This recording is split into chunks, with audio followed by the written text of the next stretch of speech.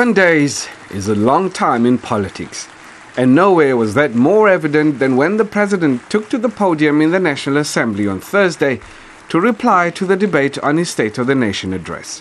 MPs maintained decorum. The House, a far cry from last week's chaos. The scene was set then, and Zuma surprisingly reconciliatory. We thank all honourable members for their contribution to the debate. We welcome and appreciate all inputs that have been made by all members. There were special mentions for IFP leader Mangosuthu Buthelezi for his always steady guidance, especially when emotions threatened to boil over. Shenge, Ndabezitha, you always, no matter how your views are, you always raise matters with dignity and respect.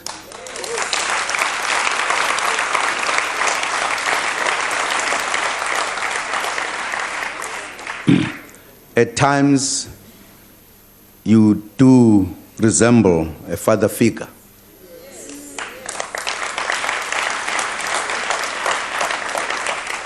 Because as members of parliament get excited, at times almost making the presiding officers and others not to hear what is being said, you always stand indeed to say, Phansi, Phansi. And for EFF leader Julius Malema for his exemplary behavior in the House this week. I must also commend Honourable Malema for really dealing with the State of the Nation address, because he did. That's what is wanted. Our debate, our views in this democracy to be expressed here properly and with respect. But the biggest word was for the Freedom Front Plus. The party had told the president during the debate that white communities, in particular the Afrikaner community, were feeling ever more marginalized in South Africa. We are all South African citizens. We are a rainbow nation. And nobody will chase you away. We will fight against those who will say so. Because you belong here. So there must be no fear at all. Reactions to his reply largely welcomed. We all live in South Africa, and that the country belongs to all who live in it. And that's a comforting view, as long as they walk the talk, because it's good to say one thing, but then and when it comes to government policy and how they implement policy, people still do feel that there's discrimination in that regard against minorities. My impression is that whether one likes him or not, it was quite an adroit performance. Whether he addressed the issues or not is besides the point. I thought it was a good speech in that he spoke to his own caucus, he spoke to his own people. But I felt as a South African he needed to be able to communicate further where South Africa would go.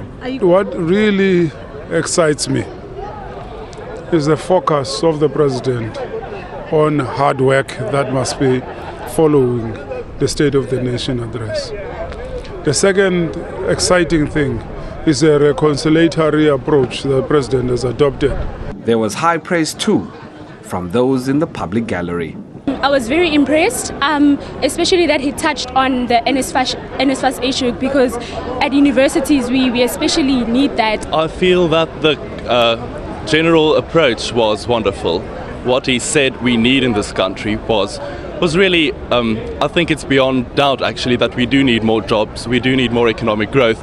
I have some reservations about the methods in which we're going to get there. That was very good, especially in terms of uniting the nation. To me, he has united everybody because he was talking and including inclusively. The president's replies concluded the debate on the State of the Nation address.